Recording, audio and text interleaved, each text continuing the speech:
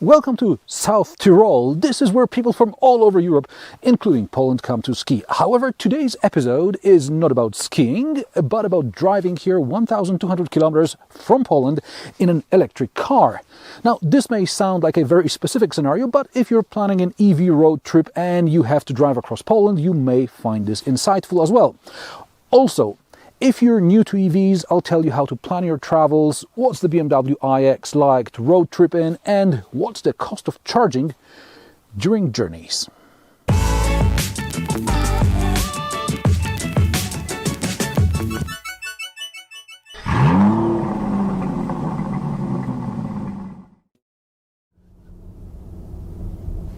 So, what's it like to drive an EV from Poland to Italy? Lesson number one. Trust BMW's route planner. It may take you along a longer route, but it will pick faster and more reliable chargers. Now, I decided I know better because I have Google Maps and PlugShare, and I ended up losing 3 hours on 250 kilowatt chargers. To put it into perspective, BMW iX50 has 105 kilowatt hour batteries, so you'll spend around 2 hours on a 50 kilowatt charger to charge to a useful capacity. Now, in Poland, there is not much choice when it comes to DC chargers. I'd usually go with slightly slower Greenway than theoretically faster Orlen, because with the latter, you've got 50% chance it won't work and remote start won't solve the problem. Now, driving from Warsaw to Bolzano takes about 14-15 hours in an internal combustion engine car. You'll have to charge every 2 hours in an electric car, so by simple mathematics, it's clear you'll have to spend the night somewhere. In my case, it was Vienna. Which takes us to lesson number two. Just because Booking.com says a hotel has a destination charger, it doesn't mean the hotel actually manages the charging outlet or that you can reserve it.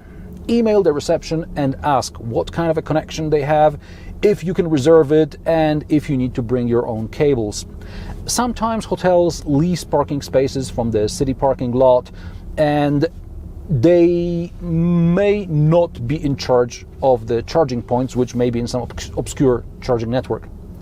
Now, having recharged overnight, the trip from Vienna to Bolzano was a breeze because there are dozens of BMW charging partners, rapid chargers along the way. SatNav planned 2 stops about every 200 kilometers, which is very good because nature calls by this time. Now, the first stop was supposed to last about 50 minutes, and the second stop was supposed to be just a 5-minute squirt of electrons. However, at the first stop, the computer suggested only 35 minutes charging, and I spent almost an hour there because I went to lunch. And the computer cancelled the second stop because it wasn't needed. I just stopped for a great espresso on the Italian side.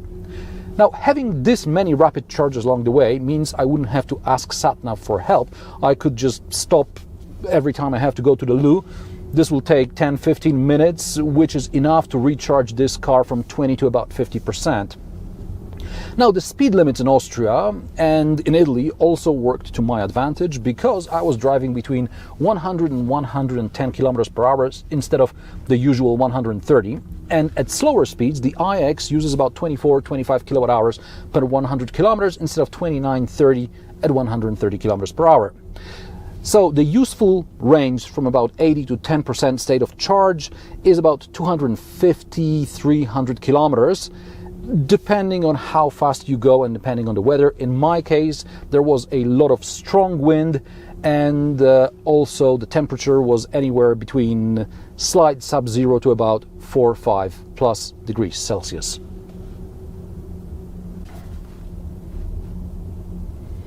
And now let's talk the BMW iX. The car is comfortable and very well soundproofed, which means it can be difficult to judge the speed, and this could get expensive, so it's best to use assisted driving features, which in this car tend to die every couple of hours. This particular example. Now, at 2.5 tons, this car takes some getting used to when it comes to braking and turning. The acceleration is mind-bending, but you'll use it mainly for overtaking lorries, so you don't occupy the left lane. Unless, of course, you don't mind charging more often and spending more money. As far as driving is concerned, I don't feel much difference between the iX50 and the iX40. This one theoretically has adaptive suspension, but I can't tell the difference. The important thing is that this one's got a bigger battery.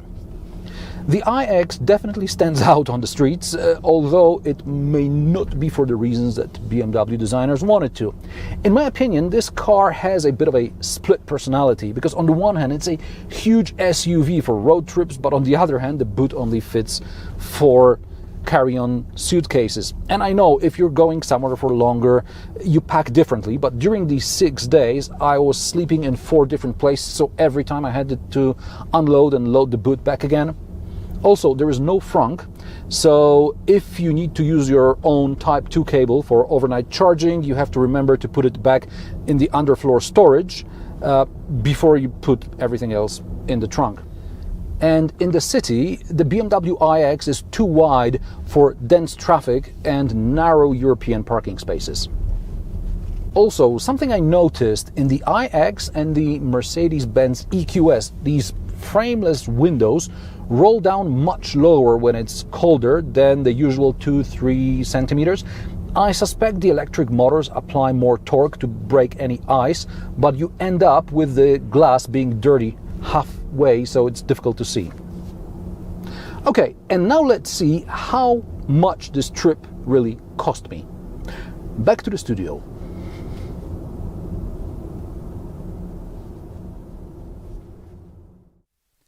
It's 3 weeks later. I had to delay publishing of this episode by a week because BMW charging roaming data came in on the 7th.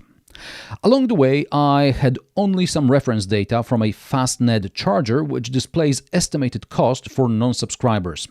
And based on that estimate, as well as 27 kWh per 100 km average energy consumption, I calculated 18.5 euro for every 100 km traveled.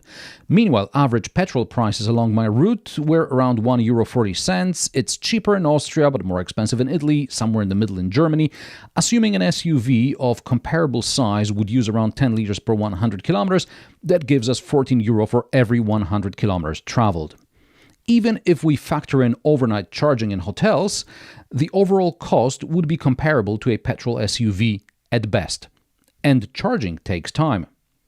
However, when buying an EV, you can often take advantage of some charging subscription scheme. Thanks to a card offered by your car maker, you can charge in many different networks without having to worry about access. That's the basic form. You just get one bill at the end of the month and you're done. If you take out a subscription, charging may be much cheaper. These offers differ between brands and countries, but if you can't decide which EV you like best, perhaps the charging subscription plan may be the decider for you. Anyway, in the hopefully not so distant future, all chargers will have payment terminals, so having to pick the right network won't be a problem. With this test car, I was issued a BMW charging card with Active and Ionity Plus subscriptions on it. For Polish clients, that's about 22 euro a month for the two, and they are free for the first year, but let's assume a year has passed and this is a monthly cost you have to factor in if you want cheaper rapid charging. How much cheaper? At the end of the Fastned session, I saw an estimate of 57 euro, but the actual bill was 27 euro, and that means 9 euro per 100 kilometers instead of 18.5. For 9 euro, your petrol car will barely cover 65 kilometers. And now we get to the charging in hotels. Vienna charging cost about 5 euro per session, plus parking, but you would park at the hotel anyway, wouldn't you? In Bolzano, a charging spot was reserved for me for 20 euro a day. I was returning via Nuremberg, where charging would cost me 18 euro, but as I was considering whether or not to drive for dinner, someone took the last available charging spot. My bad, I had to start the next day with a trip to a rapid charging station. So, for about 45 euro, I had additional 900 kilometers range.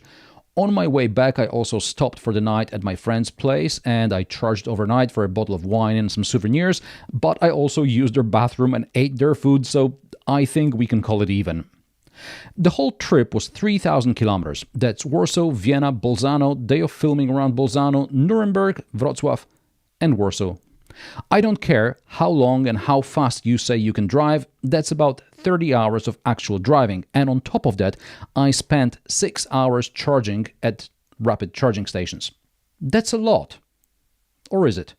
You see, out of the 6 hours of fast charging, I spent more than 3 hours in Poland and Czechia. So in fact, I charged only 3 hours to drive 2,000 kilometers across Austria, Italy, and Germany. And I'd imagine anyone would take breaks amounting to at least 3 hours when driving 2,000 kilometers. Never mind the location of the chargers and the surrounding infrastructure in Poland and Czechia.